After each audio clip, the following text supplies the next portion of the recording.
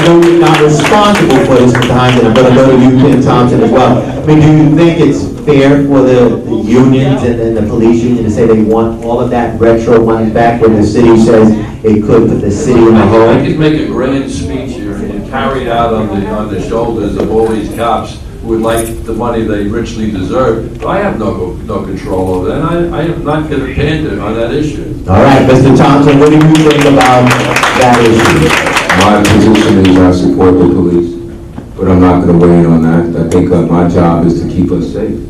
My job is to protect the people of Brooklyn and make sure we're treated fairly in the criminal justice system. But my mother was a cop for 21 years, so I stand by cops because they put their lives on the line every day for us. And wrapping it up soon, final question. We know, and I know, that next week, the city council will be voting on an override of the mayor's veto when it comes to the city council's Community Safety Act. More than likely, they will override the mayor's veto. They're looking for an inspector general for the NYPD and a bill that allows people to sue the police department for profiling. I mean, it's very dynamic. It's much bigger than just that. Ken Thompson, do you support an inspector general for the NYPD? Absolutely. The reason why I support an inspector general for the New York City Police Department is because as Brooklyn DA, I'm going to do all I can to make sure that the police conduct themselves the way we expect them to conduct themselves. But a DA can't do it all by him or herself.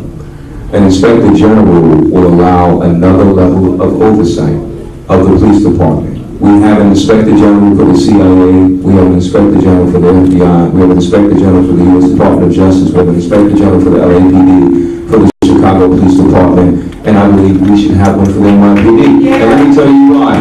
Look at what happened with Stop and Frisk. We didn't need Sheriff Schindler. We should have not waited for Judge Sheriff Schindler to issue a decision the other day and now impose a federal monitor. We should have had an oversight to stop that from happening in the first place. Also, the surveillance of the Muslim community. I think there are valid reasons to have an NYPD Inspector General. I support it because it will make the NYPD better.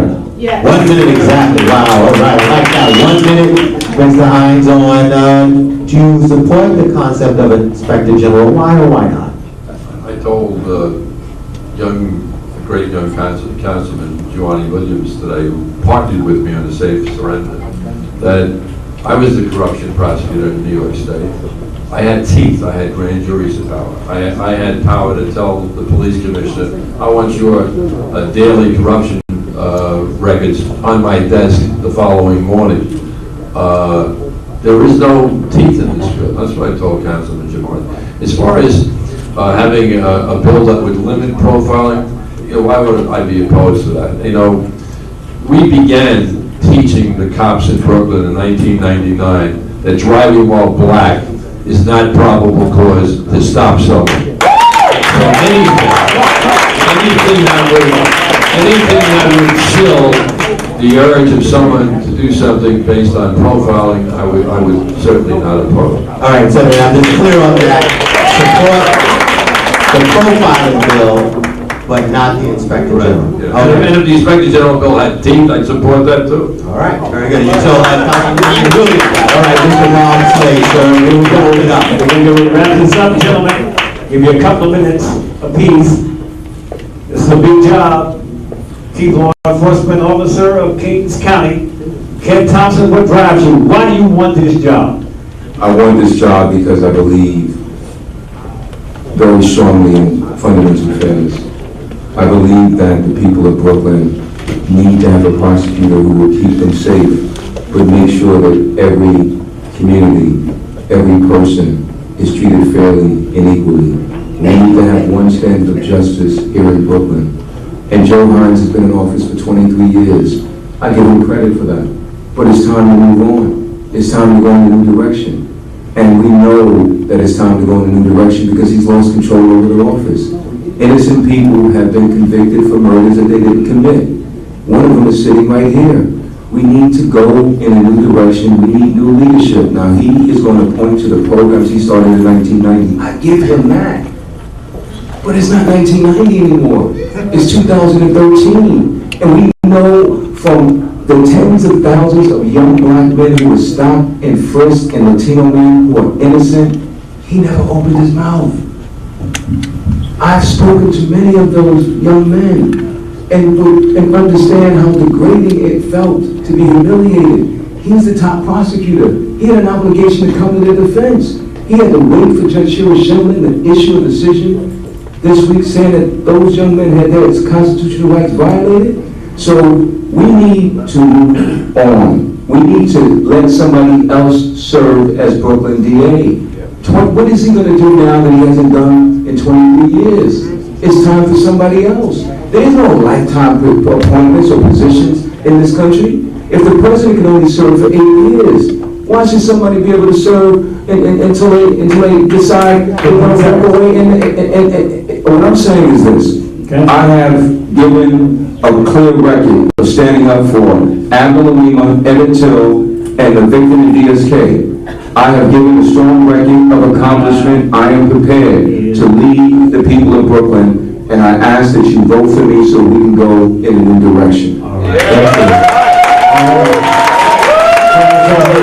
You've been for a while now. What drives you? Why do you want another 4 years? I'll remain the district attorney in this county as long as the people want me. And they decide, and there's no term limits, there's nothing to do with that. It's what they think I can do. I got two major things to do. This reentry program, which is so great, and it's helped so many people. And again, it's not something, I didn't start a reentry program and then go hide somewhere. It's an ongoing process. Maybe Ken Thompson would like to come and see the reentry programs every Friday at 1:30. It's a wonder to watch. We only have money, though, for 1,000 of the 3,000 returning to Brooklyn. It's outrageous that we can't get the budget people to understand that the cost of $2,200 per client is a hell of a lot better than $64,000 and have them reincarcerated. We will get the money to have this program given to everybody who's off the program. The second thing I want to do is, if you remember anything about Red Hook, I know you're a Bronx kid, but you wouldn't have gone to Red Hook 15 years ago unless you had a platoon of Marines at 3rd Marine Division. Yesterday, my wife got in the car with her brother and her sister-in-law, drove to Red Hook, drove them up to the terminal where the Queen Mary was ready to sail. Red Hook has become one of the safest places in the city. You know why? Because of the community court that we put there in 2000. That was the beginning of a reversal of a stupid decision made by the court system. When they centralized the courts, put them all downtown, all the credibility was in the neighborhoods, went downtown with it.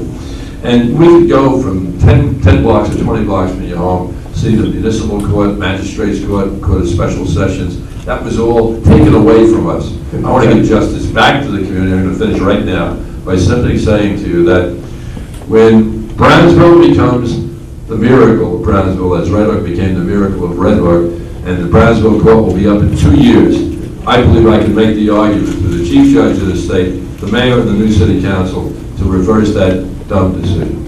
All right.